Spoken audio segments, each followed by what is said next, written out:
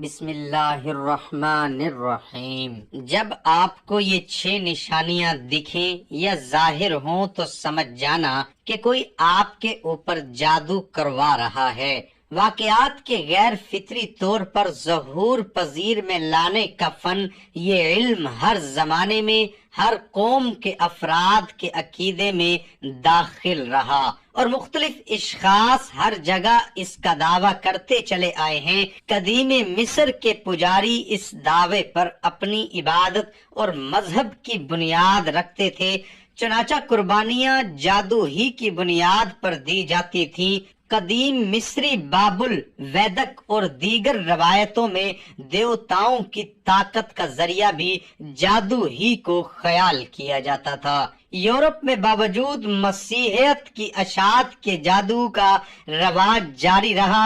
افریقہ میں اب تک ایسے ڈاکٹر موجود ہیں جو جادو کے ذریعے علاج کرتے ہیں۔ سیاہ علم یا کالا جادو جنوں، دیوتاؤں اور بدروحوں کے ساتھ تعلق پیدا کرنے کا ذریعہ ہے، اور علم سفید یعنی سفید جادو نیک روحوں اور فرشتوں کے ساتھ ملاتا ہے۔ اس کے علاوہ قدرتی جادو قدرت کے واقعات میں تصرف کے قابل بناتا ہے۔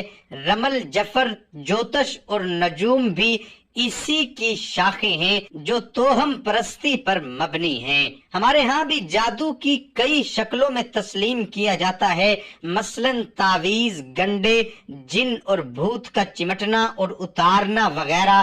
جادو کو صرف توہم پرستی کہنا صحیح نہیں، کیونکہ جادو باقاعدہ ایک علم ہے جسے علم فلکیات، علم رمل، علم ریاضی، علم الاعداد، علم طب و حکمت و ڈاکٹری وغیرہ۔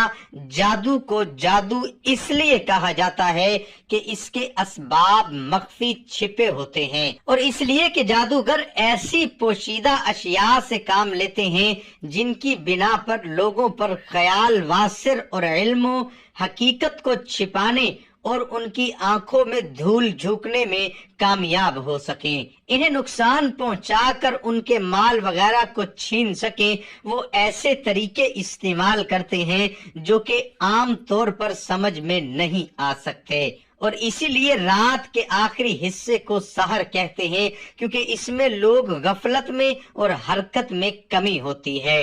اور پھیپھڑے کو بھی سحر کہتے ہیں کیونکہ یہ جسم کے اندر چھپا ہوا ہوتا ہے۔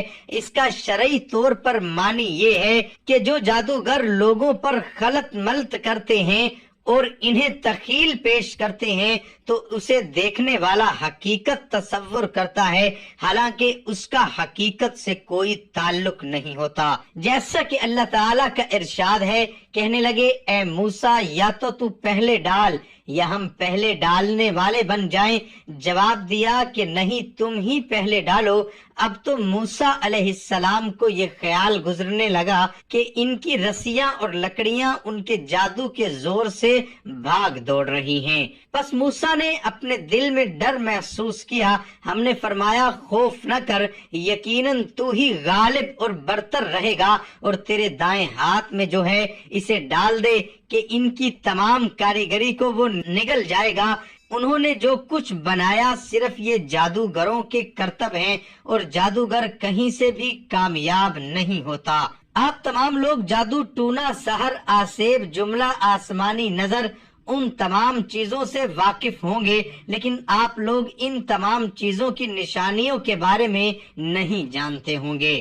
آخر ہم لوگ کیسے پتہ کریں کہ ہمارے اوپر یا پھر کسی دوسرے انسان کے اوپر کوئی جادو ہے یا نہیں؟ تو آج کی اس ویڈیو میں ہم آپ کو جادو کی 6 نشانیاں اور اس کا علاج بتانے والے ہیں۔ اگر آپ لوگ کسی انسان پر چیک کرنا چاہتے ہیں کہ اس انسان کے اوپر جادو ہے یا نہیں، تو آپ لوگ ان 6 نشانیوں کو دھیان سے اس انسان کے اندر دیکھیے۔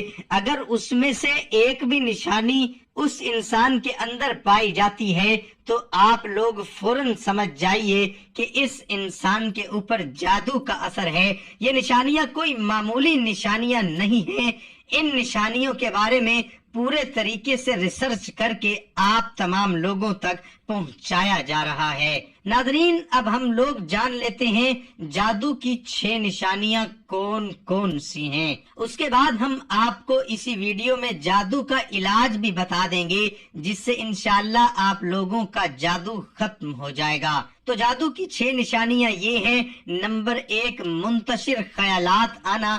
منتشر خیالات اس کو کہتے ہیں جیسے کہ کوئی انسان گہری سوچ میں پڑا ہو، یعنی کہ وہ سوچ کچھ رہا ہے اور ہو کچھ رہا ہے، کامیابی کی طرف جا رہا ہے لیکن ناکامی مل رہی ہے۔ وہ انسان کر تو بھلا رہا ہے لیکن ہو رہی ہے برائی، یعنی کہ ہمیشہ نقصان اٹھانا اور اچھے کام کو کرنے کی کوشش کرنے کے باوجود بھی وہ کام برا ہو جانا۔ اگر اس طریقے کی نشانیاں آپ لوگوں کے سامنے ظاہر ہوتی ہیں تو آپ لوگ فوراً سمجھ جائیے آپ کے اوپر کوئی جادو کروانے کی کوشش کر رہا ہے۔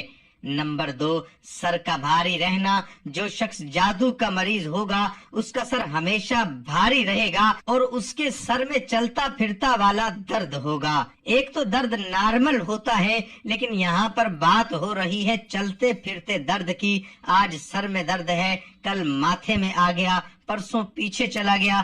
اس طریقے کا اگر درد آپ لوگوں کے سر میں ہمیشہ رہتا ہے اور آپ لوگوں کا سر بھاری بھاری رہتا ہے تو آپ لوگ فوراً سمجھ جائیے آپ کے اوپر جادو کا اثر ہے۔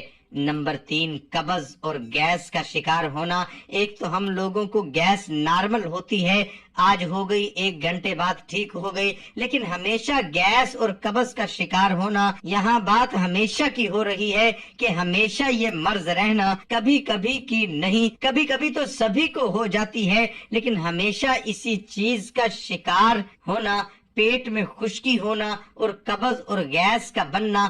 اگر اس طریقے کی شکایت آپ لوگوں کے جسم کے اندر موجود ہے تو آپ لوگ سمجھ جائیے آپ لوگوں کے اوپر جادو کا اثر ہے۔ نمبر 4، ہر وقت سستی آنا۔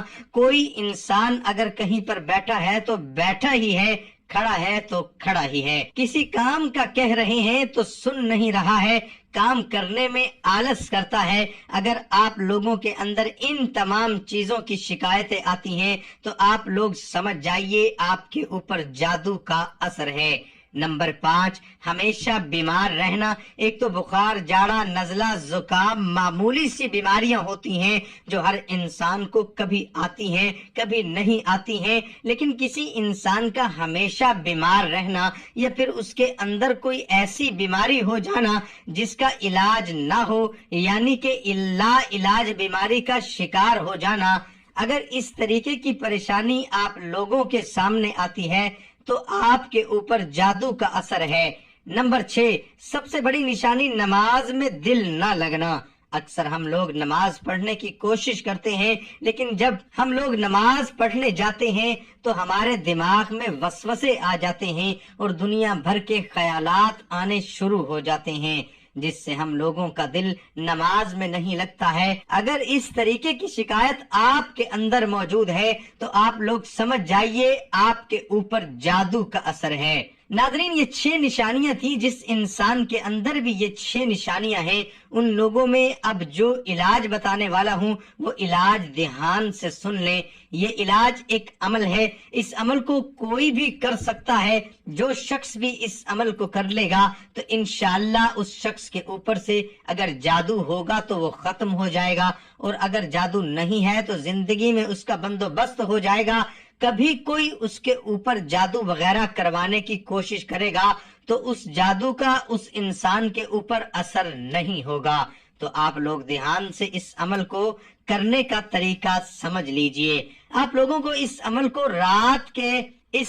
رات کو سوتے وقت کرنا ہے، جب آپ ہر کام سے فارغ ہو جائیں۔ اس کے بعد آپ ایک اکیلی جگہ پر بیٹھ جائیں۔ اس عمل کو کرتے وقت آپ لوگوں کو کسی سے بھی بات نہیں کرنی ہے، خاموشی کے ساتھ اس عمل کو کرنا ہے۔ عمل شروع کرنے سے پہلے آپ لوگ ایک گلاس میں تھوڑا سا پانی لے آئیے اور اس پانی کو آپ لوگ اپنے سامنے رکھ دیجئے. سب سے پہلے 3 مرتبہ شروع میں درود پاک پڑھیے. اس کے بعد یہ اللہ پاک کے 3 نام یا اللہ، یا رحمان، یا ممیتو، یہ تینوں نام ملا کر آپ لوگ پڑھ لیں. یا اللہ، یا رحمان، یا ممیتو، یہ ایک بار ہو گیا. یا اللہ، یا رحمان، یا ممیتو، یہ 2 بار ہو گیا. یا اللہ، یا رحمان، یا ممیتو، یہ 3 بار ہو گیا. اسی طریقے سے آپ لوگ اللہ پاک کے ان 3 ناموں کو